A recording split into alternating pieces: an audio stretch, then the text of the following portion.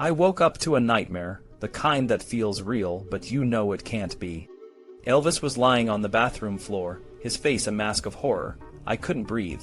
My heart pounded in my chest, a drumbeat of fear. I don't remember much after that, but I know I called downstairs. Nancy the maid answered. My voice was shaking, but I tried to stay calm.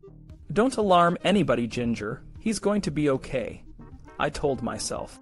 But I heard the tremor in my voice as I asked Nancy which aide was on duty. Al Strada, she said, her voice hesitant. Send him up right away, I said, my words tumbling out.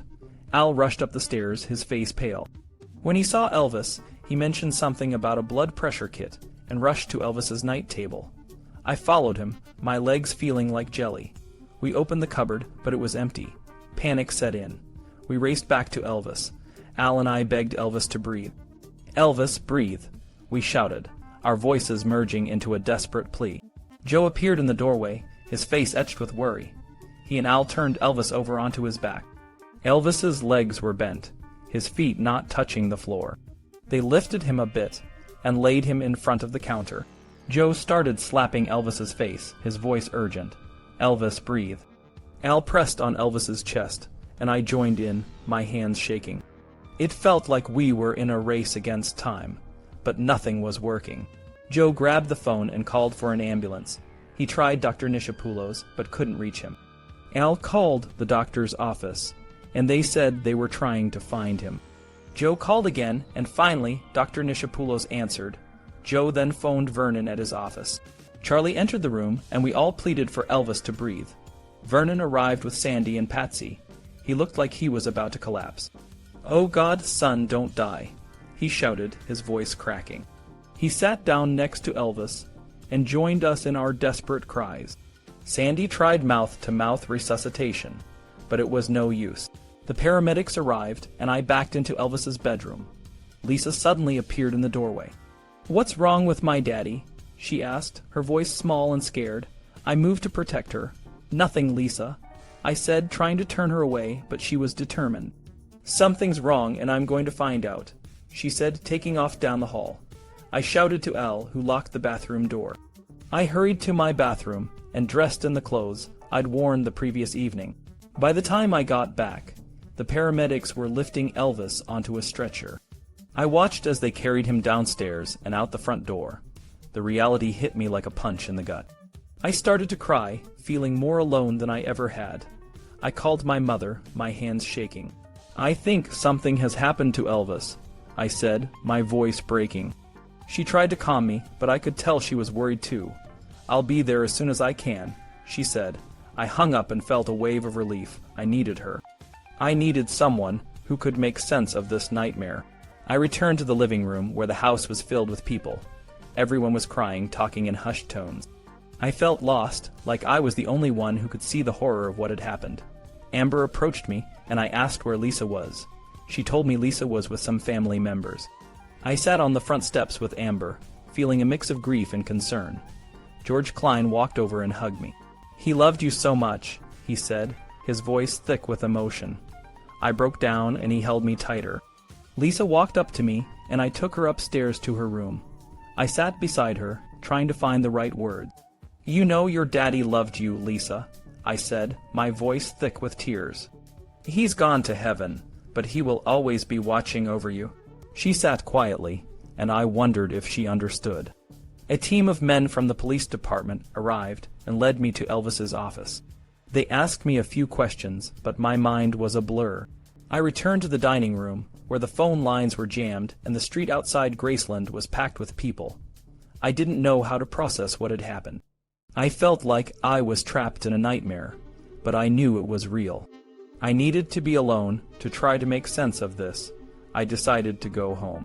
I said goodbye to Vernon, Sandy, Dodger, Lisa, and others. It was hard to leave Lisa, but I knew she was in good hands. I focused on putting one foot in front of the other, and the police parted the crowd to let us through.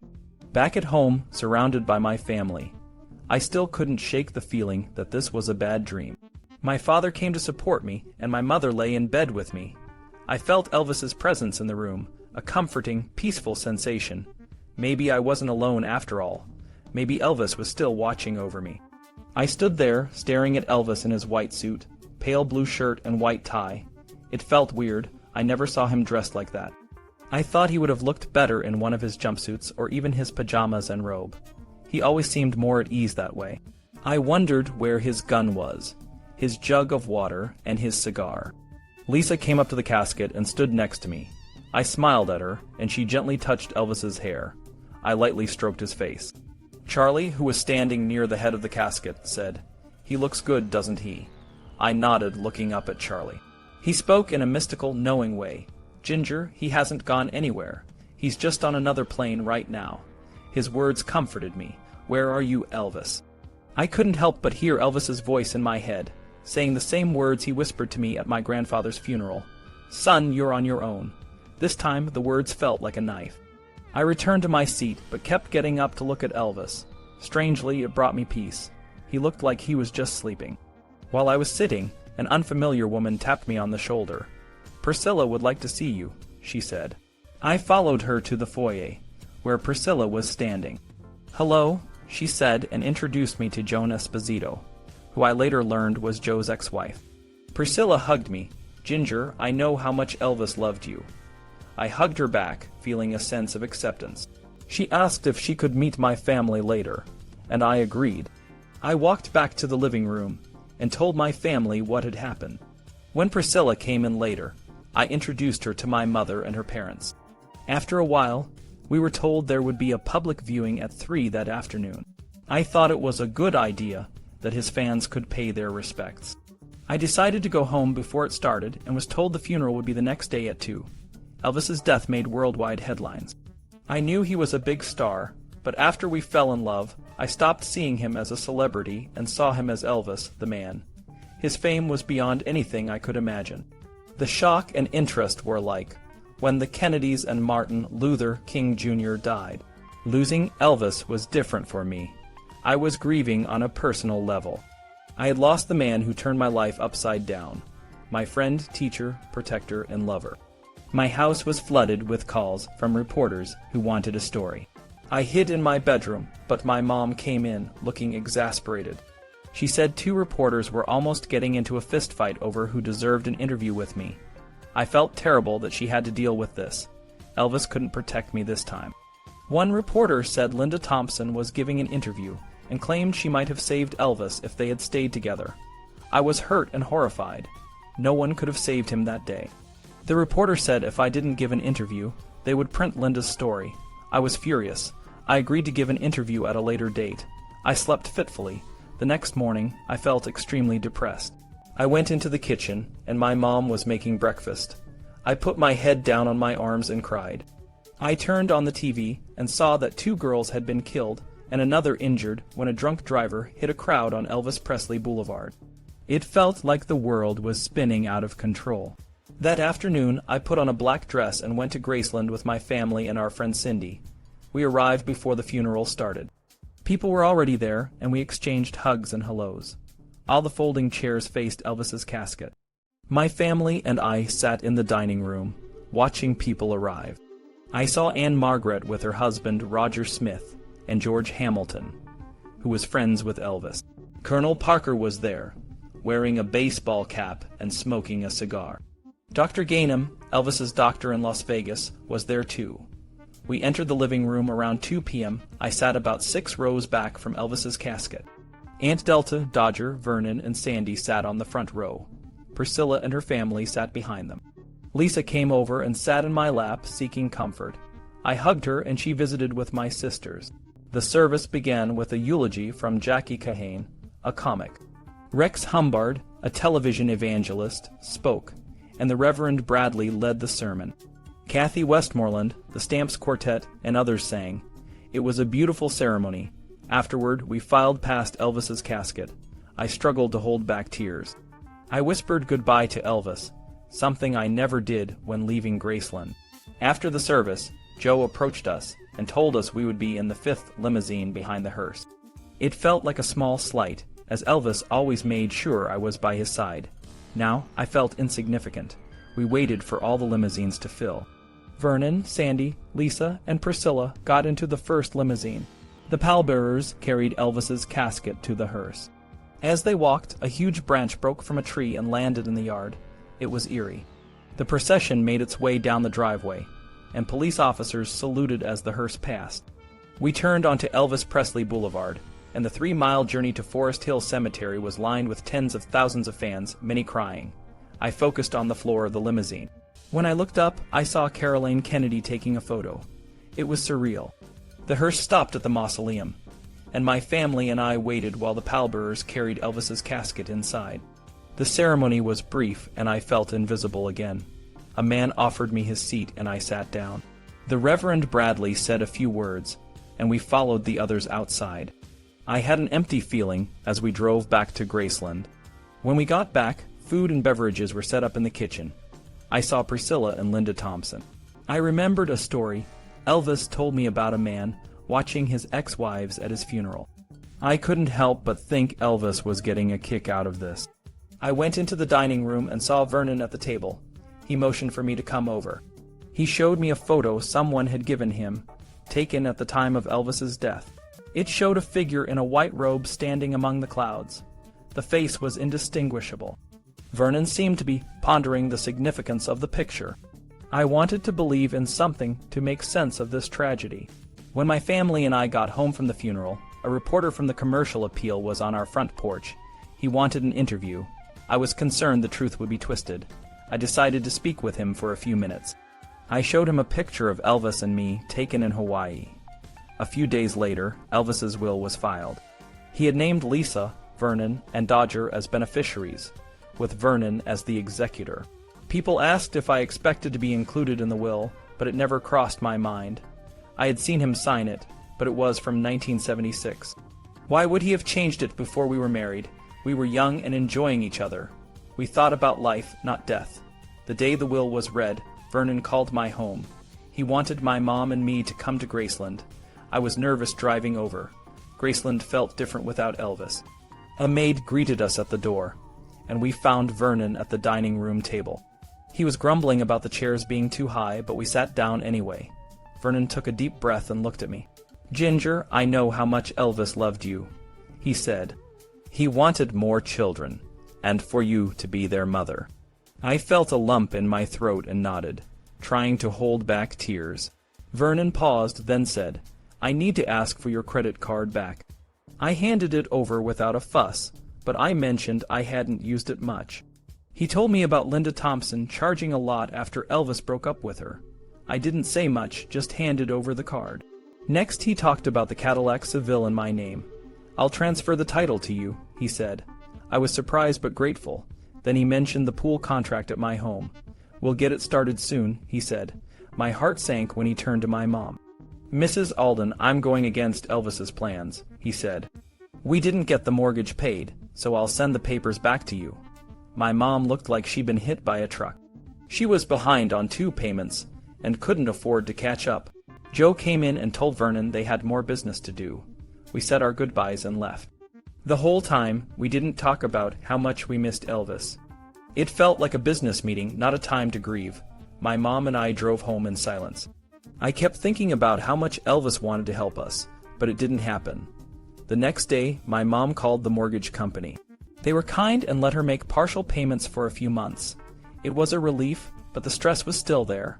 I started meditating, trying to find answers. Why did Elvis and I meet? What was the meaning of our relationship? Why did it end so suddenly? Ed Parker called to check on me, and George Klein took me to lunch. George told me that Elvis had thanked him for introducing us.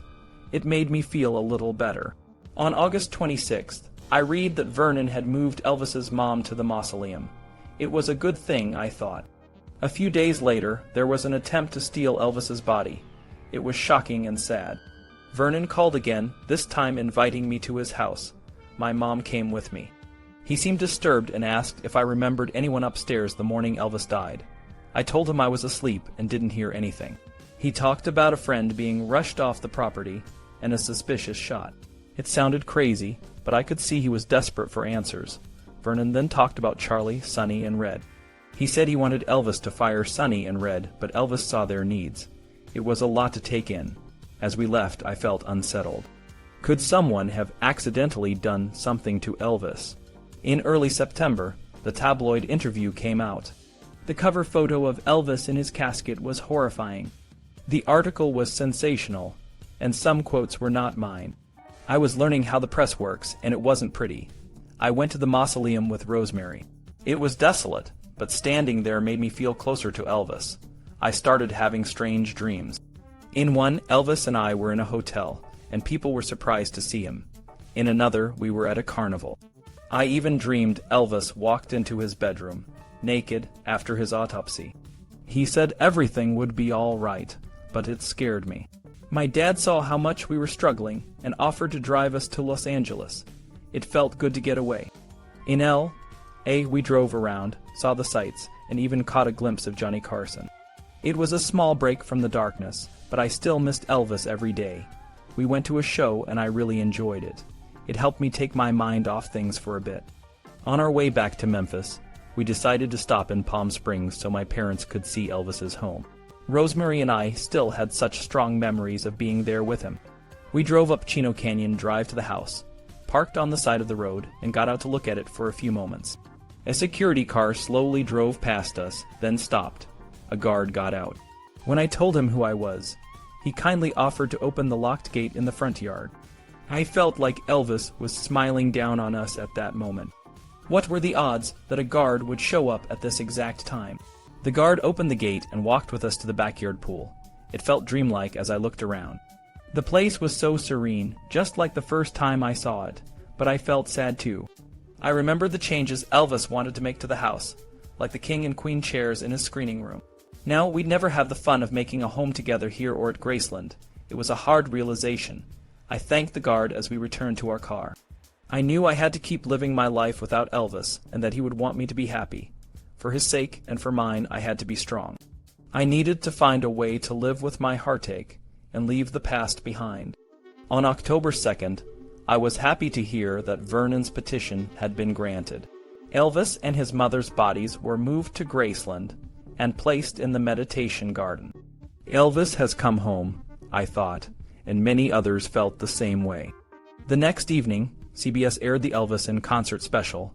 They'd been filming while Elvis and I were touring together.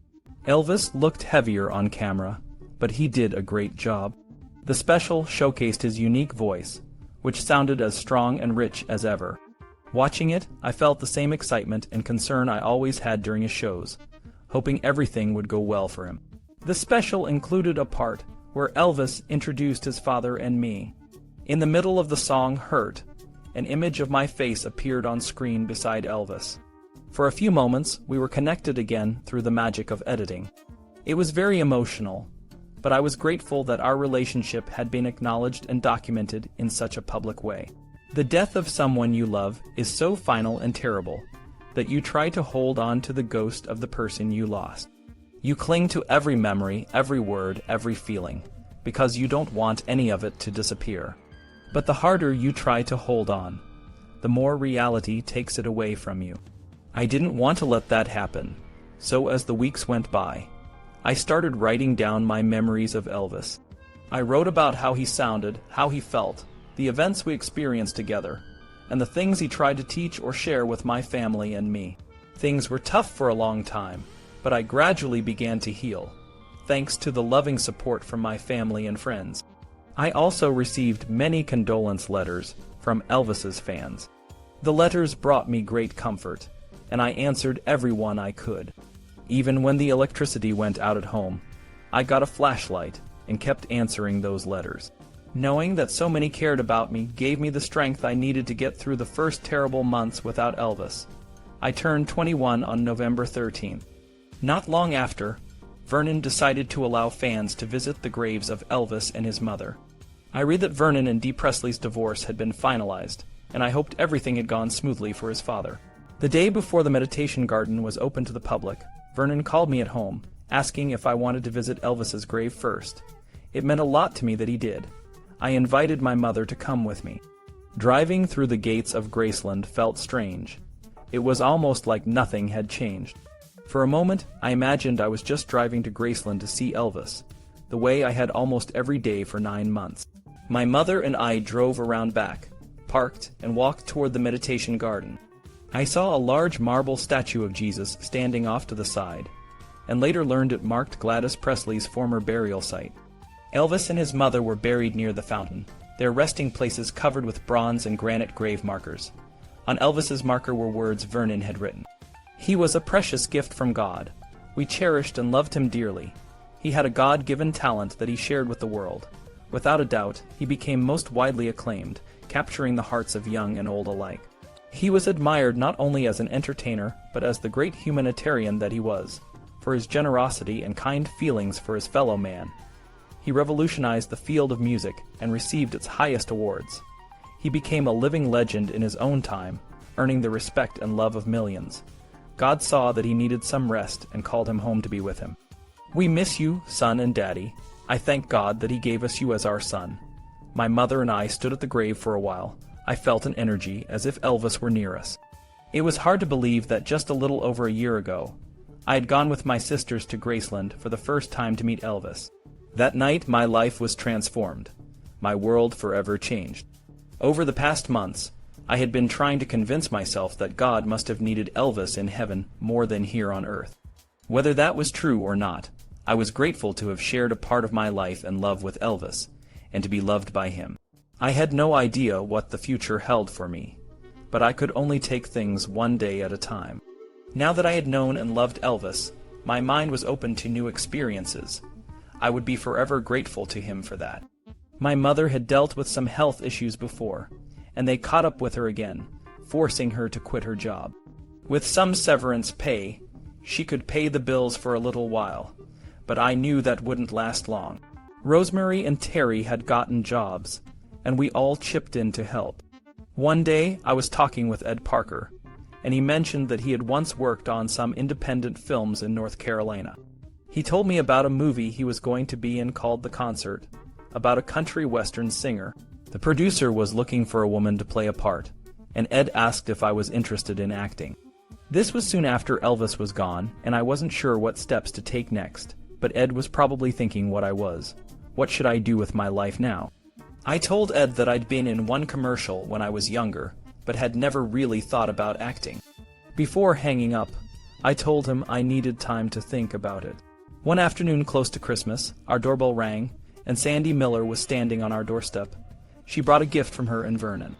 I hadn't expected anything, and apologized for not having anything for them. "Thank you," I said as I opened the present. Inside the wrapping paper was a hat and a pair of gloves. Sandy didn't stay long, but I deeply appreciated her gesture. When Christmas Day came, I tried not to think about it being the day Elvis and I had planned to get married. It hurt too much. I made it through Christmas and New Year's with my family, hoping the new year would start on a more peaceful, joyful note. I was feeling a little stronger, and finally getting out of the house more. In January 1978, Ed called again, saying the producer of the movie he was going to be in was still looking for a girl to be in the film. Acting would be a whole new world for me, but I knew I needed to start earning a living, not only for myself but also to help my mother. I didn't want to return to the dress shop. I thought it might be better to start a completely new life. The producer seemed like a nice man. He had 2 sons, one named Rhett and the other Elvis. I took this as a good sign. The film's name had been changed to Living Legend, and Roy Orbison would even be doing the soundtrack. As I understood the script, it would be a backstage view of life on the road with a country singer. I was even going to get to sing. The script was still being written, so I read something else and got the part of a model girlfriend to the country singer. The producer said he would also develop parts for my sisters. Filming was supposed to begin later in the year. Finally, I felt like my new life was beginning. Just as things were looking up, I got pulled back down. On February 18th, I was handed a subpoena to appear for a grand jury investigation into Elvis's doctor, George Nishapoulos. The grand jury was looking into whether he had acted responsibly in caring for Elvis. After all, why did a 42-year-old man die? The bottom line, Dr. Nishapoulos was being investigated for overprescribing medication to Elvis. Being served the subpoena only reminded me of my concerns about Elvis and his sleep packets. Doctors, nurses, and dentists had cared for Elvis, and I had no reason to doubt them. I had thought they were the best, and Elvis was receiving the best medical care money could buy. Now, I have many questions about his medical treatments, but at the time, Elvis and those around him never raised any concerns about his health care or Dr. Nishapoulos' capabilities. The grand jury was convened at 211 Poplar Avenue. My mother accompanied me, and we saw the Graceland maid, Nancy Rooks, in the ladies' bathroom. We hugged, and she told me Aunt Delta was afraid because she had given Elvis a third packet of medication the morning he died. I was stunned and didn't know how to respond. This was a major thing if it were true. I was too focused on the grand jury investigation to start asking questions.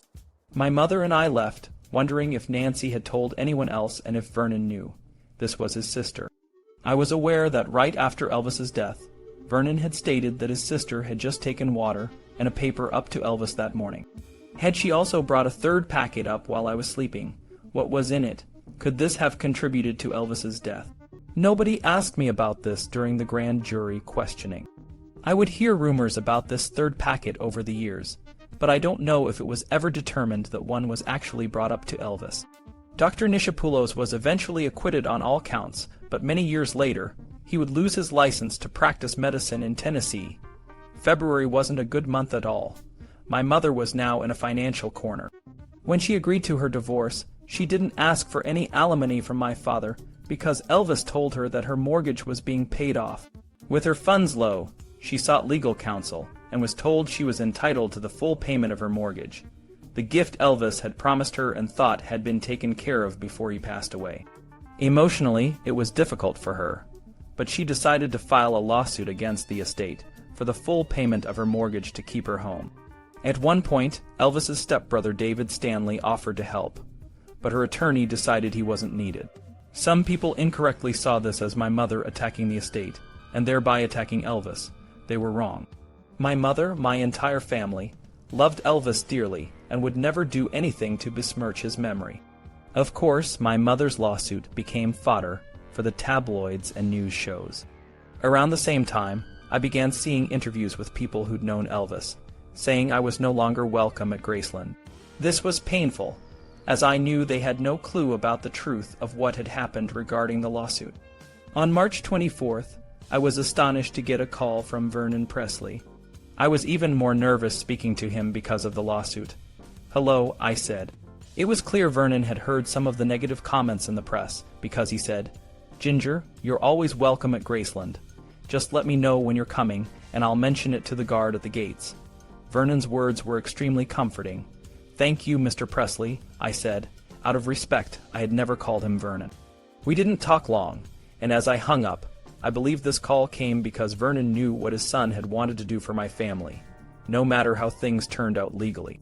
Life moves forward no matter what kind of emotional state you're in.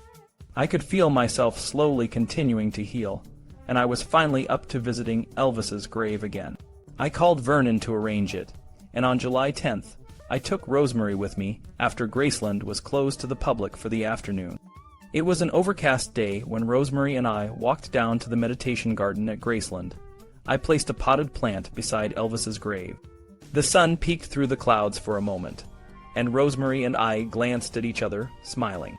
We remembered how Elvis had raised his hands to part the clouds in Palm Springs during our visit there. Just then, Vernon's truck pulled up to the front of Graceland. A few minutes later, he joined us. It was good to see him, and I gave him a hug.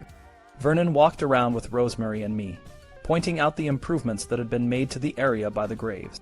Before long, Rosemary and I got ready to say goodbye. As he started to walk away, Vernon glanced toward the pastures and said, "Lisa's around here somewhere." It had been almost a year since I'd seen her. I was looking forward to seeing her again.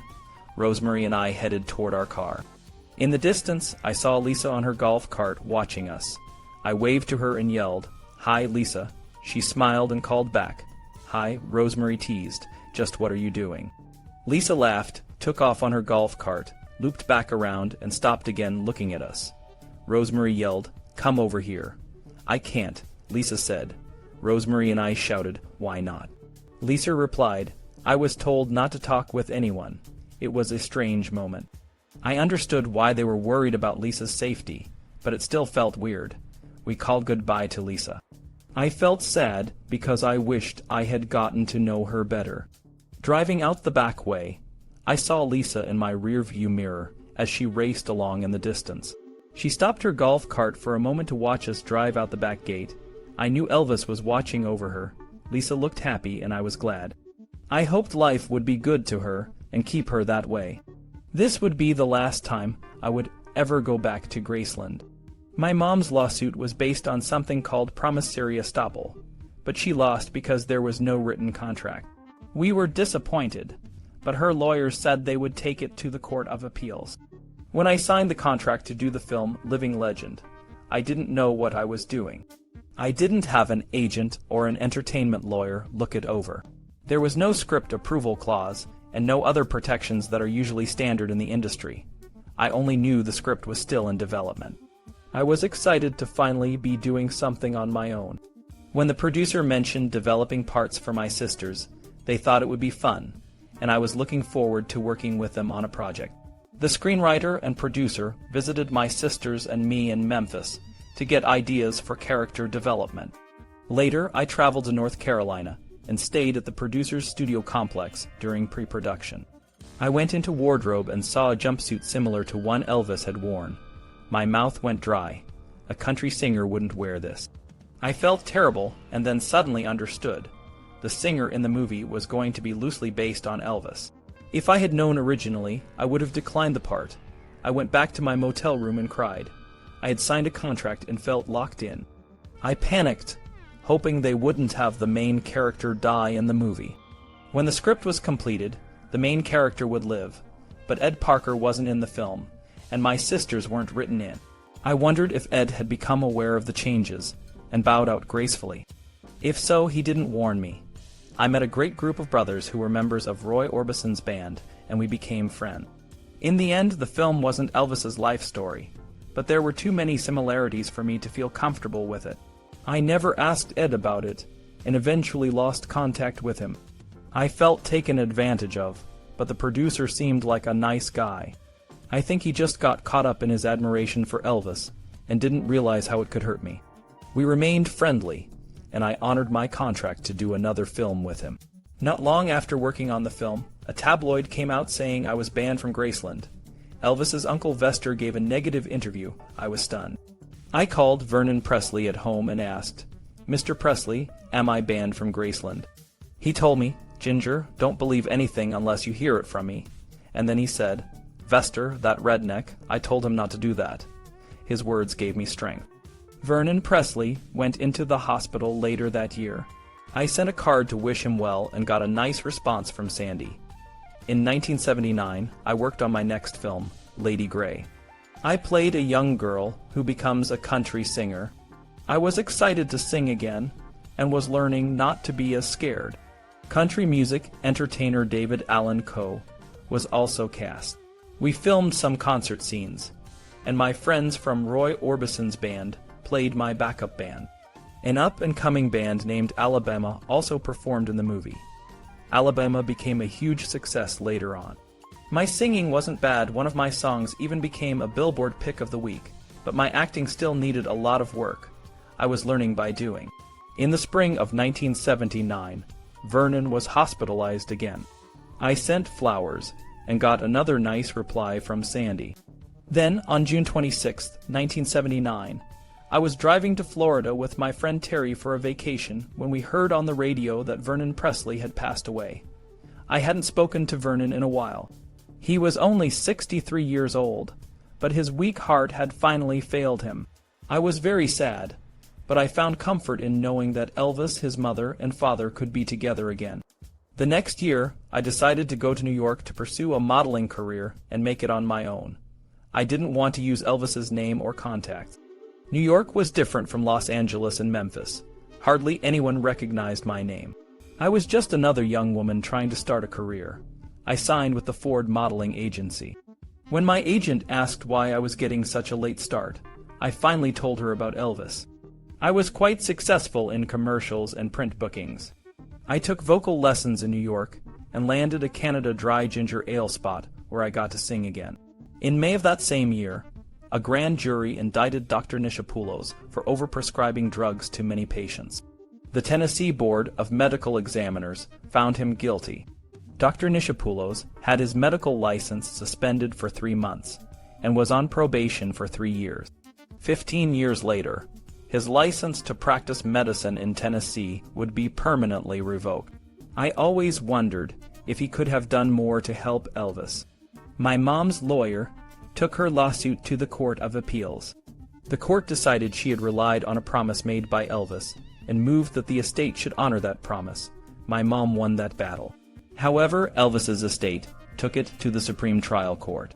The judgment was reversed when the court ruled that Elvis had not made a legal gift of the money. A verbal promise was not enough. I was sad that things didn't go my mom's way legally, but I had come a long way in my own life. I was strong and independent. I had started a new career and was successful at it. I took acting classes at the Actors Studio in New York, studying with Lee Strasberg and then with his wife Anna. My work in commercials led to agents suggesting I audition for jobs in Los Angeles. So from 1986 to 1991, I shuttled between New York and L.A., doing print campaigns, commercials, and guest spots on shows like Hollywood Beat and Life Goes On. I also spent 6 months on the soap opera Capitol. I met my husband in New York City. We married in 1991 and had our son 3 years later. I quit my career to focus on motherhood. My son is one of my proudest achievements. He is a passionate athlete and a serious student, and a wonderful young man. I went to all his soccer, baseball, and basketball games as a proud and supportive mother. I wanted to give him all my attention and share in his childhood. I have no regrets about this choice because it brought me immense joy. When my son went off to college, there was a big space in my daily life. I decided it was time to write this memoir. I knew it would be a big task, but I wanted to do it myself in my own voice. I had written down many of my experiences after Elvis died to remember them. Reliving those 9 months and the powerful emotions was not easy and sometimes very painful. But I wanted to be as accurate as possible in sharing my story. Writing this book was a long and hard task. I wanted to honor Elvis and our love. I gave it my best effort, and in life that's all you can do.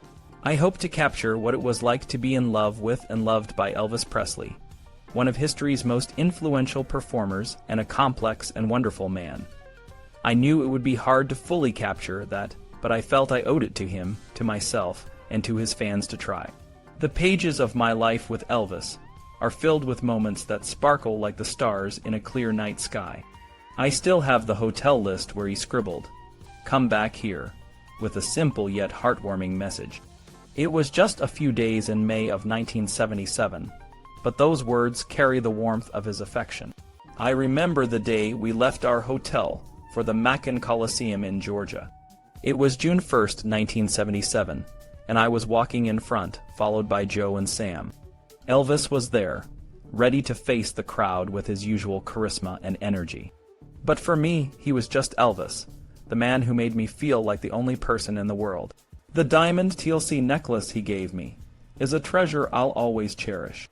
It stands for tender loving care, a promise he kept with every touch and every smile. It was more than just a piece of jewelry.